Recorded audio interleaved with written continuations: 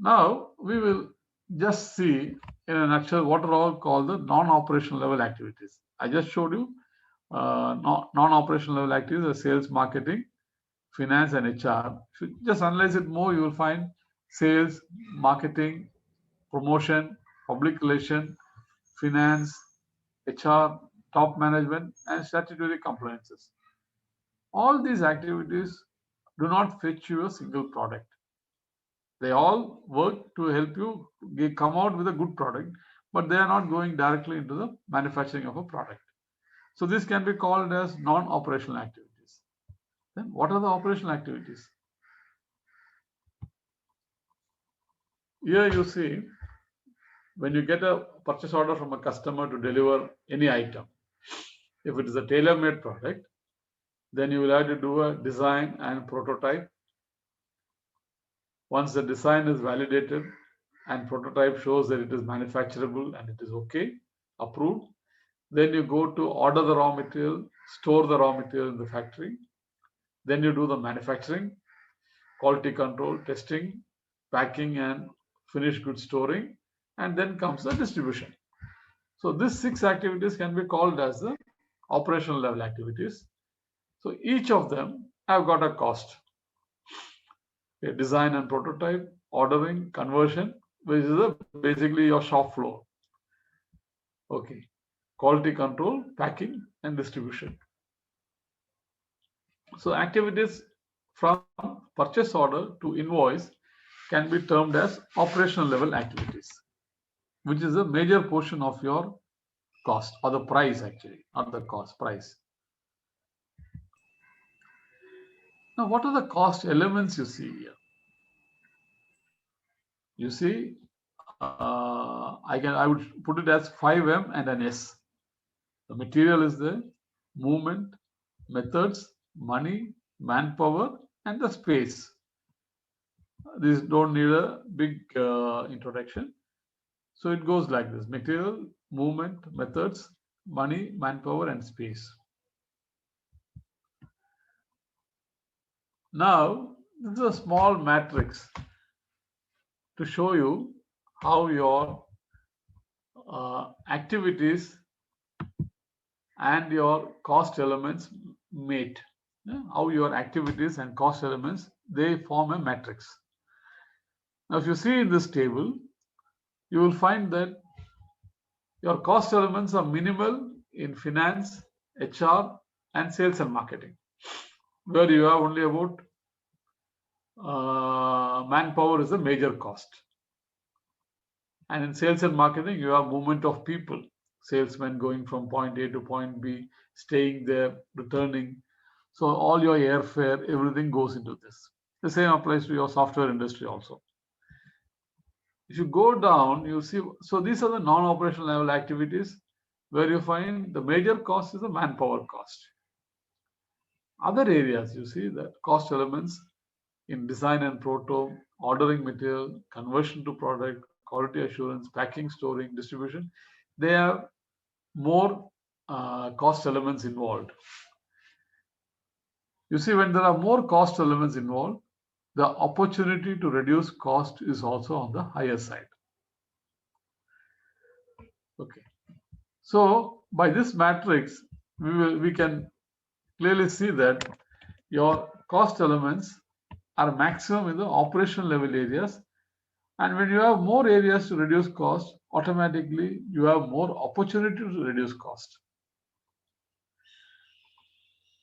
If you want to reduce 50% of your manpower in sales and marketing, as we have seen in the Peter Drucker chart, sales and marketing is costing only 8%. And if you remove 50% of your sales and marketing, you will save 4% on the company's cost. But you may lose 50% of your orders. So you can judge for yourself which is better. Admin and HR, it is also part of your manpower. So maybe it is hardly 1% of your cost. But imagine going and touching the admin and HR people. Same thing goes to finance also. Now you will ask me why money is not involved in finance.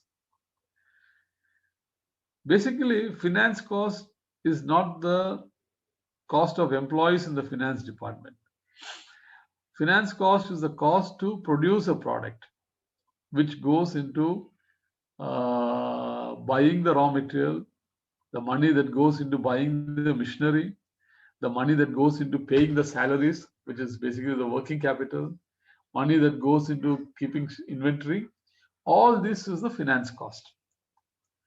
So I hope I'm clear about that. When we see that only there's one yes here, it's only I'm not talking about the manpower cost alone in the finance. Basically, the cost in the finance is your manpower cost. But on the other side, when you go to design and proto, you have to buy material, you need methods to produce it, you need man. Ordering and storing material, yes, you need money to buy the material, you need movement of material, there is money involved to purchase, and there is space required to store. Converting to product, you find almost all the yes going here. I think even in space as a finished product, it's here. Packing and storing as a finished product, you need space for it.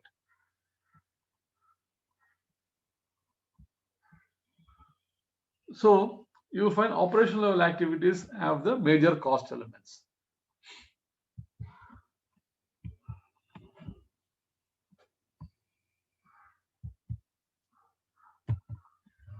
Now next go to the next slide. This is a small do-it-yourself, just to show you how reducing cost at the operational area is more beneficial than the cost reduction in the non-operational area. I'll just show you this here.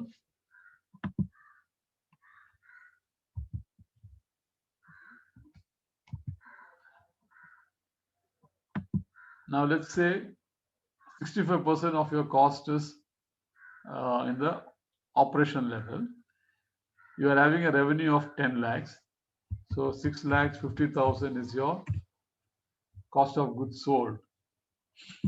Sales and marketing cost, it's in the non-operational area. You implement cost reduction and you reduce your sales and marketing cost by 10%. So from 1 lakh, it becomes 90,000. Similarly, you implement cost reduction in your finance. You remove 2 people. Your cost reduces from 80,000 to 72,000. That's a 10% decrease. Admin cost from 70,000, it becomes 63,000. So your revenue, the cost now becomes, the profit becomes only, instead of 1 lakh, your profit becomes 1,25,000. Hope I'm clear here. You implement cost reduction at the non-operational level. You reduce 10% of the cost in sales and marketing. You reduce 10% of the cost in finance. You reduce 10% of your cost in admin. And all these three things, basically, you are removing some manpower. And you will find that your profit increases to 1,25,000 from your 1 lakh, existing 1 lakh. There is a 25% increase from the previous 10%. So our 2.5% is the increase in your profit when compared to the revenue. Now I come to the operation level where there's a 10% reduction. So when I'm reducing 10% at the COGS level, my cost becomes, instead of 6,50,000, it becomes 5,85,000, because I have reduced 65,000 from the cost, 10% from the cost. Sales and marketing, I don't implement any change, it remains the same.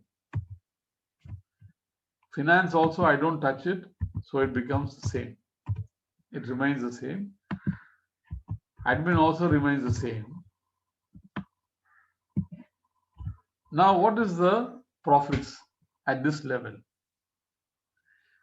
From 1 lakh, as you can see, it will become 1,65,000. So you see here, when you implement cost reduction at the operational level, your profits move from 1 lakh to 1,25,000. Whereas when you do the cost reduction at the operational level, your profits move from 1 lakh to 1,65,000. So this is the major difference between. So this is why we always select the operational level area to implement cost reduction. Implementing cost reduction at the other levels will fetch you more headache than profits. Imagine reducing 2 people from your sales and marketing. 50% of your customers will go with them. Imagine touching somebody from the admin department. Very difficult. So it's always better to do the cost reduction effort at the operational level.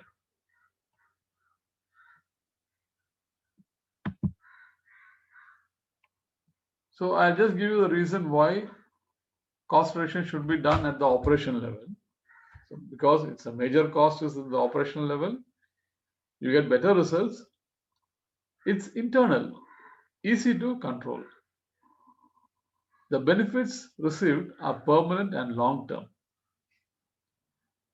It reduces variable cost directly. More than the fixed cost, when you attack the operational level, you will be able to control your raw material better. As I said earlier, your raw material is about 45% of your cost. And even if you achieve just 5% reduction there, you will find your profit will jump up from by 2.5% or much higher if you're just comparing to the previous year's profit. You want to see astronomical changes, you need to do changes at the operational level. And finally, if it is unsuccessful, it's very easy to revert back. If you do a cost reduction at the sales and marketing, the person who goes out, he will go and complain to your customers that they have removed me from the job. Whereas if you do that in your operations, you are not touching the manpower. There is no behavioral change coming in. What is the change coming in? It is basically your system changes you're bringing in, for which nobody can object. What is the system change and what is the behavioral change? We will explain later in another slide. But just for your quick understanding, imagine you want to save energy in your room, or for that, you can put a board saying that please switch off the light when you are going out. You must have seen in most of the offices saying please switch off. The last person to go out, please switch off. And definitely there will be no last person going out because everybody will be there, or nobody will be there, nobody will switch off because they say, okay, somebody else will come and they will switch off. I've seen some areas putting last person leaving the office, please switch off the light or the fan. It never happens. Whereas you put a small sensor and that sensor shows that there is no person staying in that area. Automatically the lights will go off. There are many buildings in Western countries where as you walk along the corridor, the lights will switch on. And when you are out of that area, the lights will switch off. They have put a small sensor. It doesn't need a big technology. So whenever you ask for a behavioral change, people will object. Whenever there's a system change, people can't object. And the best part in doing cost reduction at the operational level is that you are changing the system. You're not changing the behavior of the people. Okay, so this is the reason why we need to do CR at OL.